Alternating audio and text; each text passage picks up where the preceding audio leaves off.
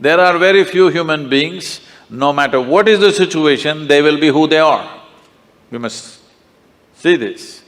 I was talking in another town starting with N in Andhra Pradesh. I'm speaking in Nellore to a large group of school students. And then I say, okay, I'll take some questions. One little girl, 14-year-old girl, stands up and she says, Sadhguru, they are saying Rama walked from Ayodhya to Sri Lanka. Is it practical that somebody can walk from Ayodhya to Sri Lanka, or is it just a story? Then I look at her and say, see, you are still a young girl. After a few years, you will find a man. When you find your man, do you want that kind of a man that if you get lost, he will walk all the way? Or he will think this is not practical and find a practical solution in his neighborhood? What kind of a man do you want? Well, even the little girl knows what kind of a man she wants. Now, why this question I'm bringing this up is, I want you to listen to this carefully, not reacting all the bhaktas. Rama's life is a disaster, a continuous disaster. King, born as a prince, coronated as a king, just married with his young wife, some political stuff, ends up in the jungle. Living in the jungle, some television show may be showing it as some kind of a romantic affair, okay? Living in the jungle is not a romantic affair, believe me. I have individually, by myself, I've lasted in the jungle for weeks on end by myself, eating out of the jungle. After 3-4 weeks when I came out into the town, people wouldn't recognize me. That's how it would be. So with a young wife, she's not a tribal woman, she's a princess. Living with her in the jungle is not a romantic affair, it's a tough life. Knowing that it's very difficult, his brother also follows him to assist both of them because he knows what will he do with this young woman in the jungle. Then as if that was not enough, his wife gets kidnapped, Sri Lanka.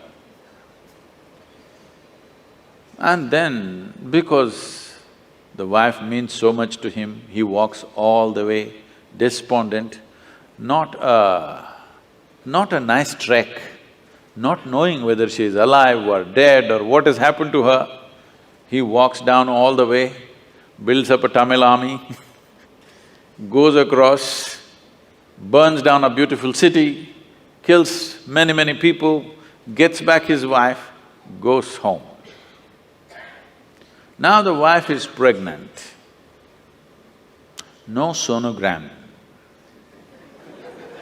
So he doesn't know whether it's a boy or a girl or boys or girls or what. This is important for a king. For a king, it's very important that he has a son because it has to continue. But then once again some political situation, he sends his fully pregnant wife to the jungle. She goes there, delivers 2 boys, he doesn't know. And then he gets into a battle with his own children. If at all, if there can be a true disaster in your life, in anybody's life, knowingly or unknowingly you killed your own children, this is the worst thing that can happen to you. It almost happened to him. He almost killed them. Somehow, by fate, whatever situation, he did not kill them, he almost killed them. He did his best to kill them without knowing who they are. Then Sita dies without ever seeing him again.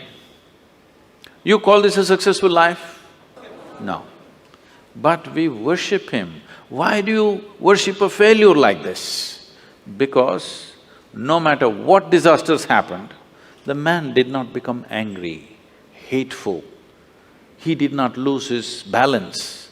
He maintained his balance 100%. He did not give up any of the values and ethics with which he lived.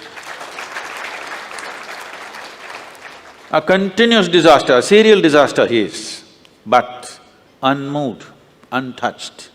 It is this quality that we are bowing down to. We are not bowing down to him because he's a super success. He is a super failure, but within himself, do what you want. You cannot take away who he is. One of these incidents that happened in his life happened to most people, they would all be cracked up. Yes or no?